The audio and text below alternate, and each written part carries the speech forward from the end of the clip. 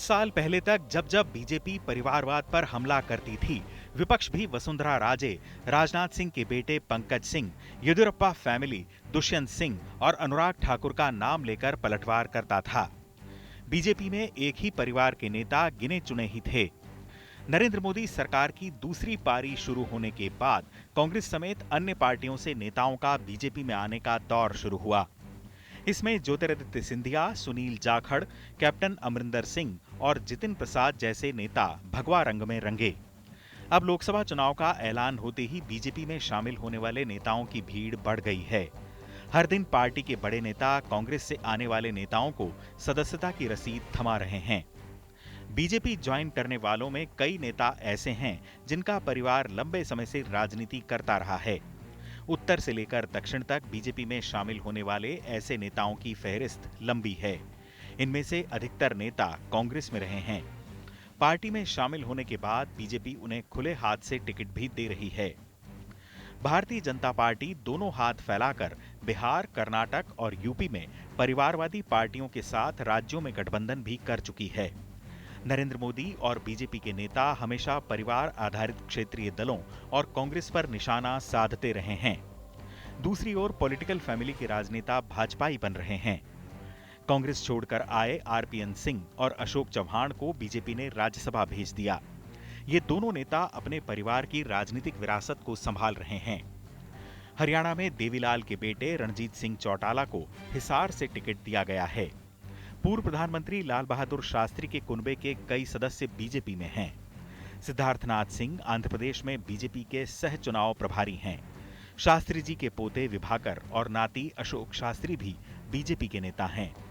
पूर्व प्रधानमंत्री चंद्रशेखर के बेटे नीरज शेखर बीजेपी से राज्यसभा सांसद हैं। अब एक और पूर्व प्रधानमंत्री नरसिंह राव के बेटे प्रभाकर राव भारतीय जनता पार्टी के सदस्य बनने वाले हैं। इसके अलावा आंध्र प्रदेश में बीजेपी की कमान डी पुरंदेश्वरी संभाल रही हैं, जो एनटी रामाराव की बेटी हैं। रामाराव का पूरा परिवार राजनीति से जुड़ा है। कांग्रेस नेता जितेंद्र प्रसाद के बेटे जितिन प्रसाद यूपी सरकार में मंत्री बने, अब पीलीभीत से लोकसभा के कैंडिडेट हैं। उन्हें प्रत्याशी बनाने के लिए पार्टी ने वरुण गांधी का टिकट काट दिया, जो खुद भी एक राजनीतिक परिवार के प्रतिनिधि हैं। अब जितिन प्रसाद बीजेपी सरकार की नीतियों की तारीफ करते नहीं अघाते और अपनी जीत का दावा कर रहे हैं। पार्टी काम कर रही है, सरकारें काम कर रही हैं। मोदी सरकार केंद्र में और योगी सरकार प्रदेश में काम बहुत हुए हैं जो कभी नहीं हुए होंगे इन 10 सालों में। देखने को मिलता है। यहाँ के आप जाइए, देखिए यहाँ की रोड, यहाँ के हाईवेज, यहाँ के ब्रिजेस, यहाँ के इंडस्ट्रियल, यहाँ का वातावरण, यहाँ लॉ एंड ऑर्डर, तमाम चीजें दिख रही हैं। लोग कहते हैं, और आज भाजपा में इसी वजह से हुआ है कि लोगों के जीवन में परिवर्तन आ गया है। सिर्फ कुछ चंद लोगों के, जो पिछली सरकारों में होता था, चंद लोग बंदर बांट कर लेते थे योजनाओं का, कुछ लोग फायदा उठा लेते थे, जनता दरकिनार कर दी जाती थी। आज ऑल राउंड डेवलपमेंट दिख रहा है, लास्ट माइल तक, गांव तक लोगों को लाभ दिख रहा है। महाराष्ट्र में कांग्रेस नेता और पूर्व गृह मंत्री शिवराज पाटिल की बहू अर्चना पाटिल चाकूरकर ने भी बीजेपी को ज्वाइन कर लिया। पंजाब के पूर्व मुख्यमंत्री बेअंत सिंह के पोते रवनीत बिट्टू, कैप्टन अमरिंदर सिंह की पत्नी परनीत कौर, कांग्रेस नेता प्रताप सिंह बाजवा के भाई फतेह जंग बाजवा को भी भगवा खेमे में जगह मिल गई। राज्यों में बीजेपी का चुनावी गठबंधन परिवारवादी दलों से हुआ है। यूपी में बीजेपी ने चौधरी चरण सिंह के खानदान के जयंत सिंह और सोनेलाल पटेल की वारिस अनुप्रिया पटेल की पार्टी से गठबंधन किया है। कर्नाटक में पूर्व प्रधानमंत्री एचडी देवेगौड़ा की जेडीएस से समझौता किया गया। बिहार में जीतन राम मांझी भी परिवारवादी पार्टी हम का नेतृत्व करते हैं। हरियाणा में बीजेपी का चौधरी देवीलाल के पोते दुष्यंत चौटाला से लंबा रिश्ता चला, जो लोकसभा चुनाव से ठीक पहले खत्म हुआ। उधर आंध्र प्रदेश में तेलुगु देशम पार्टी पर परिवारवाद के आरोप लगते रहे हैं, जिसके साथ बीजेपी लोकसभा और विधानसभा चुनाव लड़ रही है। तमिलनाडु में जिन दलों से गठबंधन किया है, वह भी वन मैन शो और परिवार के कारण बने हैं। महाराष्ट्र में अजीत पवार पर भी परिवारवाद की छाप लगी है। जयंत चौधरी के साथ समाजवादी पार्टी की सीट शेयरिंग भी करीब करीब तय हो चुकी थी, लेकिन बीजेपी ने उन्हें अपने साथ लाने के लिए जोर आजमाइश करना नहीं छोड़ा। अंततः जयंत ने इंडिया गठबंधन छोड़ एनडीए का दामन थाम लिया। अब वे अपनी चुनावी रैलियों में कह रहे हैं कि पश्चिमी यूपी में अब कोई मुकाबला ही नहीं है। सुनिए उनका बयान।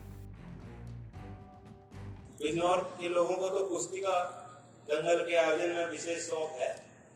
कुश्ती का है कि नहीं? और जो आखिरी कुश्ती का समय हो तो सबसे बड़ी कुश्ती और दो ही पहलवान लड़ने वाले हैं। तो पश्चिम में तो दो ही पहलवान थे ना लड़ने वाले, वो तीसरा तो नहीं था। और जो दोनों पहलवान ने पहले ही हाथ मिला दिया कि लड़ना ही नहीं। नरेंद्र मोदी और अमित शाह के युग में बीजेपी चुनावी राजनीति की रणनीतिक पारी खेल रही है। कांग्रेस समेत विपक्ष में भगदड़ का मनोवैज्ञानिक लाभ बीजेपी को मिलता नजर आ रहा है।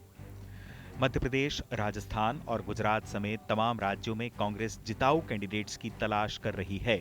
दूसरी ओर बीजेपी कांग्रेस से आए नेताओं को शामिल कर उसके पुराने गढ़ में जीत की संभावना तलाश रही है। इससे जनता को संदेश देने का प्रयास किया जा रहा है कि कांग्रेस अब कमजोर हो रही है और उसका सियासी जहाज अब डूब रहा है। कांग्रेस के नेता भी राजनीतिक भविष्य की तलाश में बीजेपी की ओर दौड़ लगा रहे हैं। अभी बीजेपी की 17 राज्यों में सरकार है, जबकि कांग्रेस के पास 3 राज्य हैं। राज्यसभा और विधान परिषद के अंकगणित के हिसाब से बीजेपी में एडजस्ट होने की संभावना ज्यादा है। एक्सपर्ट्स मानते हैं कि इस दलबदल का दूसरा पहलू भी है। बीजेपी अब कांग्रेस के उन परिवार के सदस्यों को गले लगा रही है जो गांधी परिवार के वर्चस्व के कारण उपेक्षित रहे। बीजेपी का संदेश साफ है कि कांग्रेस ने अपने योग्य नेताओं को दरकिनार कर दिया। अब बीजेपी उनका सम्मान कर रही है। इस नैरेटिव के कारण कांग्रेस की छवि उसके पारंपरिक गढ़ों में कमजोर हुई है।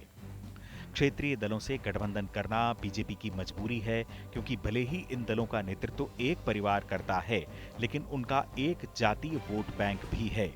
4 जून को जब नतीजे आएंगे, तब पता चलेगा कि बीजेपी का ये दांव कितना कामयाब हुआ है।